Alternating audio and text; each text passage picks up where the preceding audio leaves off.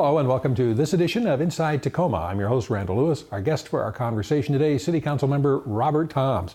Happy New Year and welcome back. Yeah, thank you, Randy. It's good to be back. I'm sure it is. We all thought about you a lot while you were away off in Afghanistan. Yes.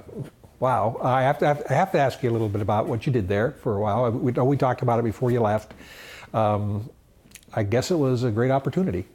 Yeah, right? I mean, anytime the nation calls for you to come help in efforts that we're doing across the world, it's an honor to serve. And I've found the sum total of my time there to be very both professionally rewarding, and also, I learned a lot about some of the issues facing our world today and how it impacts the United States vis-a-vis Afghanistan and the activities there. I remember asking you before you left a question I want to follow up with again, and that is because you are an officer in the United States Navy, and Afghanistan is a landlocked country. Sure, yeah. And you told me that the reason why the Navy called you up to go to Afghanistan was because the Navy Communications Office has kind of taken control of a lot of the U.S. military communications after some incidents that happened in Iraq a few years ago. And that was largely why the Navy needed you there, because the Navy's in charge of communications. Yeah. Well, it's twofold. That's absolutely true. What happened is after 9/11, what got more forces, be it Air Force, Marines, Navy, Army, working more closely together is because of the amount of requirements upon the Army after 9/11. And our warfighters, Marines, and Army, we started infusing more Air Force folks and more Navy folks. And what that did was it changed the services from being blue or green into what we call in the services purple. So you had a multitude of different services providing support to various missions, right? Just because we couldn't call upon the Army for every single one of them. So that's one reason. And then two, in the mid-2000s, because we as a force, the Navy has public affairs people, the entire time I've been a officer, I've been a public affairs guy. Whereas in the Army, you reach the rank of major and then you come into public affairs. So we were pulling people that are professional public affairs officers for the entirety of their career. So at the time in the mid-2000s, they decided to bring our two-star admiral out of D.C. there to run it. And up until just this year when I was there, it was almost entirely run by Navy at the top levels of the job. So I was the media operations director for Afghanistan for Operation Resolute Support. Right. So when U.S. or other national media folks wanted updates on what was going on in Afghanistan, or incidents occurred and they needed information, you were the person who dealt with the television networks and those sorts of things? Yeah, all of it. Print media, TV, radio. So we would embed. I was in charge of all the embed. So what happens in a country like Afghanistan, because of the tumult and the war fighting that's actually going on, we have to escort media in and out of the country. We have to get them visas through the State Department, and then I actually escort them. So we had, while I was there, we had BBC, ABC, CBS, NBC, a lot of local affiliates that would come out and cover their soldiers that are out there. And so we one for one escort them to make sure that they're safe and secure and are able to share the story with the American people. All right. Given that you're a communications officer and given modern communications, were you able to kind of keep track of what your colleagues on the Tacoma City Council were doing at the same time? Well, I mean, I certainly would read the papers and keep up to the degree that I could that way. But I was trying to really focus on the mission that we had in Afghanistan. It was fairly consuming. In Afghanistan this year, this past year, we had the first district elections for their government. They're going into presidential elections next year, and our goal from a communications perspective was to try to put as much pressure as we could from media onto the government of Afghanistan to make sure the elections were secure, the registration processes were secure, transparent, and that's a challenge there. The biggest issue faced in Afghanistan, in my opinion, is a lack of trust of the government, and it really starts with, can the government make the citizens of Afghanistan safe? And the question is often no. And so for any community, even if we were talking about Tacoma, it would be hard for the citizens of Tacoma to believe in government if they felt like the government wasn't doing its most basic job, which is to make sure that our families and the citizens that live here are safe, that their investments are safe, that their families are safe. And if you do not get that right, then you just lead to a place where there's a lot of chaos. All right. Well, while you were away, your colleagues were busy, though, even if you weren't paying attention as closely as maybe you would have liked. They did pass some rather historic landlord-tenant legislation in that period of time. I think the incident that triggered it began while you were still here at the Tiki Apartments, but they got it done over after a lot of negotiations. The sub-area planning process moves along slowly, but it's moving along, and adopted a rather comprehensive budget that was all balanced and without a need for major cuts or reductions in other places, which was a nice change. We're actually putting some new reserves into the police department and fire, and restoring some things that had been lost before. So a lot of big policy decisions were made while you were away. Any of those that you kind of regret not having been around to participate in? Not really. I mean, luckily I got back in time to be able to get into the landlord stuff a little bit in the tenant protections, and was able to put an amendment in that allows us to review it at a 3 and 6 month interval, and then at a year interval, just to make sure we're not inadvertently impacting the very housing market that we're trying to protect and some of the rights that we're trying to protect for tenants. Because there's, nationwide, and certainly here in Tacoma, we have an issue with affordable housing, right? And we're trying to, in that law, make it to where we're not impacting people and putting them out on the streets because someone wants to come rehab a building, that being the Tiki, right? And the Tiki was solved with a collaboration with Tacoma Housing Authority. But my amendment would allow us to look at it to make sure we're not keeping landlords from staying in the market, because we heard from a lot of the landlords, and many of them are smaller folks that only own 1 to 3 locations that are trying to stay in the rental market, that some of the notices and stuff like that were a little bit burdensome on them. So my hope is that we'll continue to work with those smaller landlords to find out if they are truly being impacted in a way that is not sustainable for them to provide the type of housing that we're trying to have in our community. So I was happy with that. As it relates to the other stuff with the budget, I got in just in time to work on the last month or so of it, and was pleased to find that some of the things that I had advocated for in our previous budget and spoke to prior to leaving made their way into the budget in a way that allows us to restore some of the services, like you said, be it having a full engine at Station 13 in Proctor, which I thought was very important because that station had contracted all the way down to just a 12 hour on, 12 hour off truck versus a full engine. Putting money in the budget to build a new fire station down in the port, which is extremely important for safety for not only our workers but the citizens that live in Northeast Tacoma and their response times, and even put in money for additional officers. This is 2 budgets in a row now that we've infused money into our police budget. And so we're trying, at least my goal has always been to try to make sure that Tacoma is safe and secure for our families and our businesses. And after a decade long of contractions in those budgets, both fire and police, we put in 16 officers last year, and we put in 8 police officers this year. So the goal for me is to get more patrols out, where we have citizens that see that there's more officers on the street providing the level of safety and the level of just support of the investments that we're making in our city. All right. And but there are some, of course, more intractable problems that we have not yet been able to resolve while you were out, and that is homelessness continues to be an issue, not just in Tacoma, obviously, but in places around the country, and including in places, there are cities, even in Pierce County, that like to pretend they have no homeless problem, but seriously do. But Tacoma has stepped up for a long time ago and began to address that. Though I think it will concede we haven't gone as far as we like.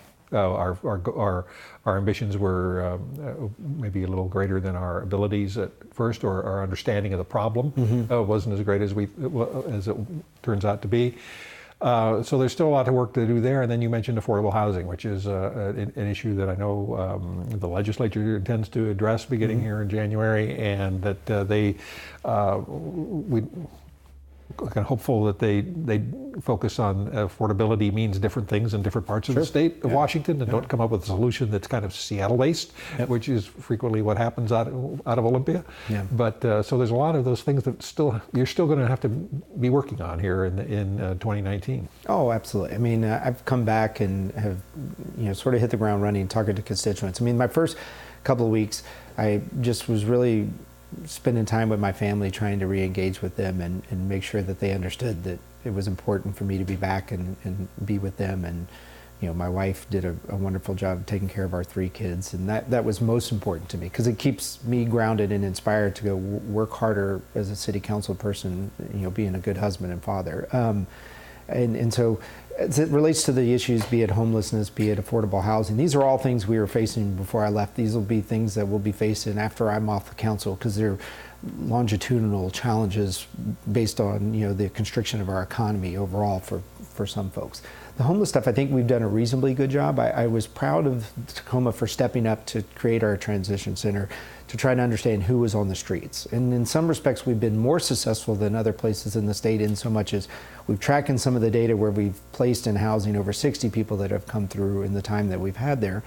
But we can only hold 80 some odd people there at any given time, and some folks have been there for a significant period of time just because we've not been able to place them either in housing or some of the other services. So I think I'm really excited. I've met with the tribe since I've gotten back, and they're making investments down adjacent to our Dome district and over off Portland, where our existing transition center is, and they're interested in working with the city to figure out how, as we have this, we're terming the gateway to our community for both their community and ours as it relates to coming into the city of Tacoma, that we work more closely to figure out how we would address sort of the homelessness issue and the folks on the street.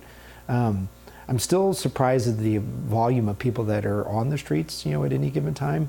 And we just extended our emergency provision to allow us to continue to do some of the legislative tools that we gave to the police department a couple of years ago, be it not camping on public spaces. I'd like to go a bit more into that to figure out how do we really live within the spirit of the Ninth Circuit Court, where we can't just, you don't police your way out of it, you don't jail people, but we really have to create a process by where we account for who they are, why they find themselves in the situation they are now, avail them of the services that are available, and if they fail to be able to right themselves after that, then we have to figure out what we're going to do with them. I mean, they can't simply just sleep in front of the stoops of our businesses. That isn't fair to our businesses, it isn't fair to our community, but we haven't heretofore been able to say we're tracking who they are and what services we've tried to provide to them.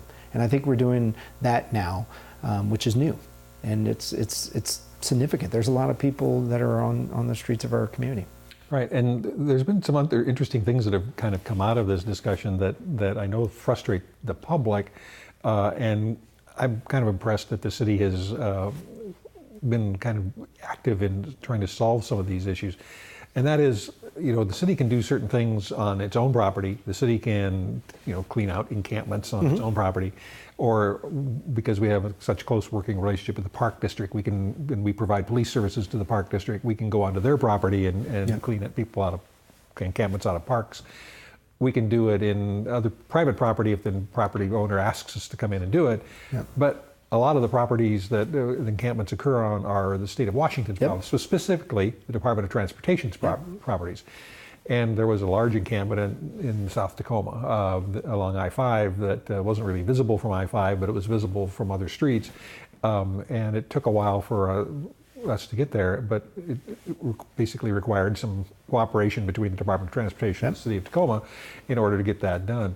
And that kind of thing frustrates the public, because governments should be able to just work together on stuff. They don't care about who owns the property. Absolutely. I mean, we found that that's really how we got more into the creation of the Transition Center is almost 2 years ago now, when we had a lot of people camping out underneath the overpass coming into the city.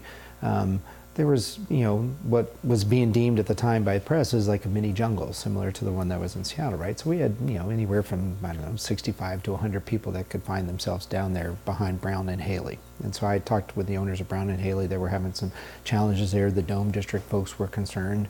And I basically called the Secretary of Transportation and said, hey, we're going to have your folks come out here, and we're going to have to either, you guys are going to have to address this, or we are, and if we are, we're going to bill you.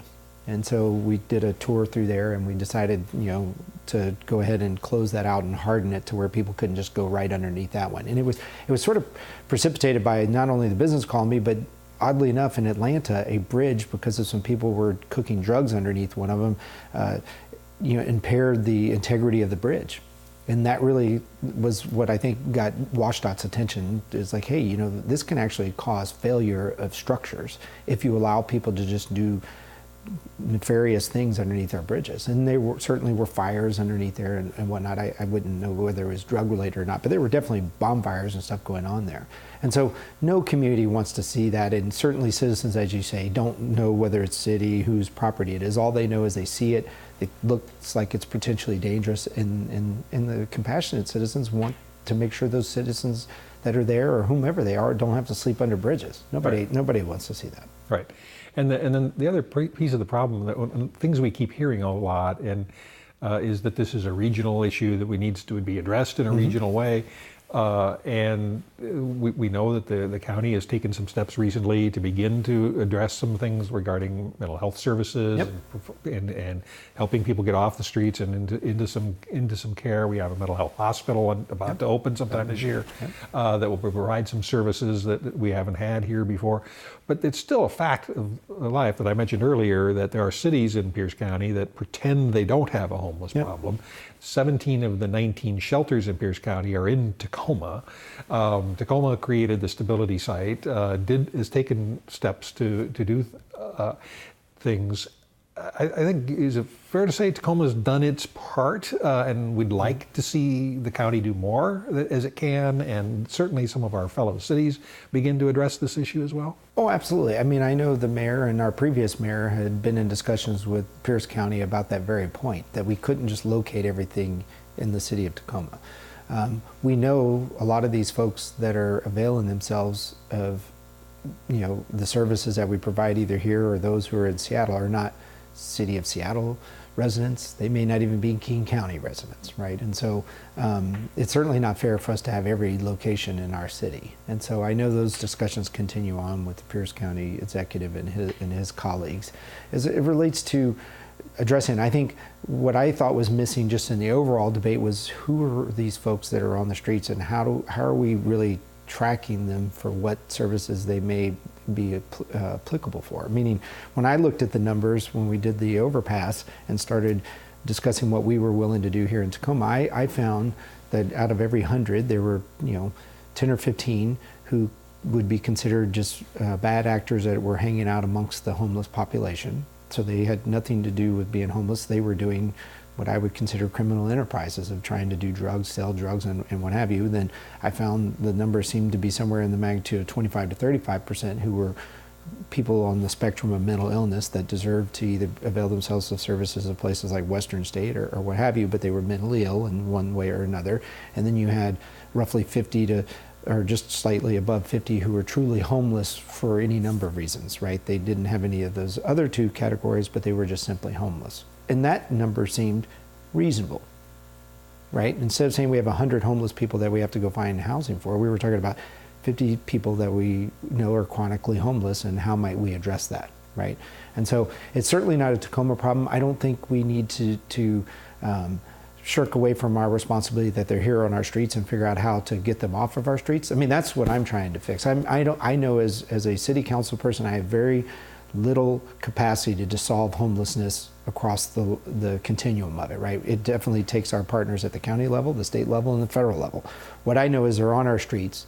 They don't deserve to be on our streets. Our citizens don't want people to sleep on our streets and in doorways and in front of businesses. So we need to figure out a way to get them in a pathway towards stability. It is kind of comforting to me, because I've been involved in a lot of meetings and negotiations, phone calls regarding potential legislation that the state might help local governments with, and most of it is focused on providing local governments with money for the piece that we found was missing and the hardest to provide in our stability site, which was getting people from the stability site into supportive housing. Yeah. Because there is very little of that, and that's housing not in a stability site, but in a actual fixed building or apartment or something like that with services present, because some of these folks have mental health issues, as you noted.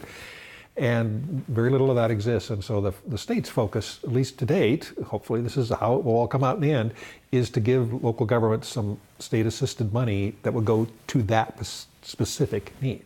Yeah, I'm confident that going into this long legislative session, and based on the fact that the continued increase in homelessness, I think our state partners will come up with some tools that'll be used at the local level. I think they recognize that we are taking the brunt of it right now, and that we need some support as it relates either to funding and or just tools legislative to allow us to do creative partnerships with, say, Tacoma Housing Authority or another part. So I'm confident. I certainly will be speaking additionally to our state legislators that represent Pierce County to say, hey, we certainly would love your support, your great ideas, and want to work with you. Because the end state that I want is a city when people come in to go to the Pantages Theater or come visit McMinimans or come to a concert, that they don't have to walk through a valley of folks who find themselves on our streets. And so I know I can't arrest those folks, so what I want to do is make sure our hot teams and our professionals that we're working with go to them and say, here's our transition center. We want to push you through the transition center into a way that you can be more stable and get them onto a more fruitful life for them. Well, let's switch gears just a bit, because your district is always, we talked about it every time you're here, it's an interesting district. Northeast Tacoma, Proctor, downtown, the port. So I want to focus on the Proctor and North End area and Northeast for a second. You were gone for a period of time. You've been back, met with the neighbors. What do they tell you? Okay, all right, you've been gone. Now, here's the things we want you to do. What are the folks in the neighborhoods telling you that should be your priorities over the next few months? Well, I've been fortunate to get to a bunch of neighborhood council meetings and business district meetings. And a large thing that I'm coming into sight that needs to be addressed is we're doing some zoning cleanup. As we've created these mixed-use centers throughout our city, and we're starting to see investment at an all-time high at many levels, be it in Stadium, where we're just put in the Carino Brothers project, or in Proctor, where they have Proctor 1 and 2. We've seen a decent amount of investment in infrastructure, or at least additional housing, additional amenities that are put in for street front stores and what have you. What they're concerned about is just making sure we're protecting the flavor, the dynamic of the neighborhoods, right? Making sure that people can get in and out. I mean, and some of it's very simple. Can we just get a turn signal on an intersection that previously didn't have a turn signal? A good example would be, say, 30th and Proctor. Now, with those new developments on Proctor, when you come up 30th, you get a pretty good, deluge of cars. So whereas it's never needed a turn signal in either direction, we probably need a turn signal, right? And so I'm getting a lot of those things. So I would consider it mostly just protecting the integrity of our neighborhoods, making sure the zoning is reflective of, the R2 character of some of these single-family neighborhoods. That's a big thing in Stadium. It's been a big thing for the discussion about accessory dwelling units, which is I'm getting a lot of calls about. Also parking. A lot of folks are saying, let's really push out our residential permit parking program to make sure that business districts have churn, but we're not having people sitting in front of these houses where people got to come home at night with their kids and their groceries and get into their homes. And so I would think I'm going into this year, with the attitude that it's my job to go protect neighborhoods and make sure citizens' quality of life, which I think is what we have a corner on the market in Tacoma, is quality of life is protected. That we do not allow ourselves to do what I think Seattle did to itself in many places, where they just made neighborhoods just disappear. They're just really not neighborhoods anymore. They're just, parts of the city. And I think we have the ability to, our economy is growing at a pace that we can take control of some of those challenges that we've seen in larger cities that expanded too quickly, and make sure that we protect the very citizens that are really at the lifeblood of our city's success. I mean, our largest revenue generator in our city is property taxes, second by sales tax. So to me, my number one person that I'm supposed to be working out for or working for is our homeowners, our property owners, our people that create jobs here. And so I call it, protecting our neighborhoods and making sure our quality of life stays number one. All right. Accessory dwelling units is an interesting one because that's a modern term for something that's been around forever. Mother-in-law apartment, yep. Well, I mean, I grew up in a neighborhood in South Tacoma where there were two of the houses in my neighborhood, in my block. There was an accessory dwelling unit, as we'd call it now, behind one of them. The mother of the two women and their husbands who lived in the houses on Oak Street, they lived next to each other, and their mother lived in the back. I thought it was the coolest thing in the world for my friend who lived in one of those houses to have his grandma right behind his house all the time, because I had to wait till my parents wanted to go see my grandma. So I thought that was the coolest thing ever. It was there for many, many, many years. I don't know if it is still there anymore or not, but so it's not a new concept. It just has to be, and we don't encourage it in Tacoma. It just, I don't know if that one was ever permitted or not. I have no idea. Yeah. But it's not a, if it's done right, it doesn't really have a bad impact on a neighborhood. I mean, you can't claim, I can't think of a way how that one possibly impacted that neighborhood. No, you got it right. You said the key word, if done right.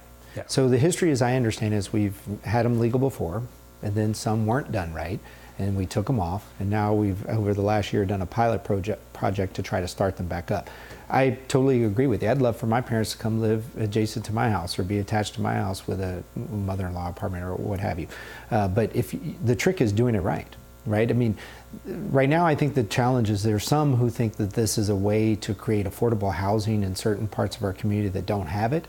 I would argue that is the wrong application of the program. If I were to do an accessory dwelling unit at my home, I don't know who it would be affordable for. First, I would look to do it, as you say, I would be for someone in my family to live closer to us, which would be marvelous. Secondarily, I would use it to basically be housing for whatever the market would bear in my neighborhood. Now, that doesn't seem to me to be an appropriate way to go look for creating density in a neighborhood that is extremely dense already. Now, that is where I think the crux of the challenge has been. And so as the discussion continues to go on, we've sort of lowered some of the design review parts of these accessory dwelling units, and I think that's where you cause consternation with the neighbors. Because in the places that are most likely to have them currently, like I said, we created a pilot project of which only one was built, right? So people aren't tripping over themselves to build them, because you really do have to build them in a certain place where you're going to get a return on the investment for those who would do it, right? Say a family. And incidentally, the places that we're wanting to do it are already places that are the most densely populated parts of our city, right? So it isn't necessarily something that's incentivizing someone to go build in a part of our community that needs additional density or additional investment with housing. So to me, when you lose the design review piece of it, then you get into parts where neighbors don't want something that doesn't have the right setbacks to it or too close to their home, degrades their current situation of how they're in a single family neighborhood, right? So I'm confident what'll come out of the IPS committee is something that'll continue to have, at least I will be advocating that it continue to have some of the design review parts of it, and then we ease into it as we find that there's demand. Okay. I'd love to do it at my house, and I wish my parents would come live with us. All right. And we have to leave it at there. We'll have to have you back and follow up on this discussion. Absolutely. And now we can get you back much sooner. Thanks for being here. Yeah, thank you very much. Thank you. Our guest has been City Council Member Robert Thoms. We look forward to seeing you next time here on Inside Tacoma.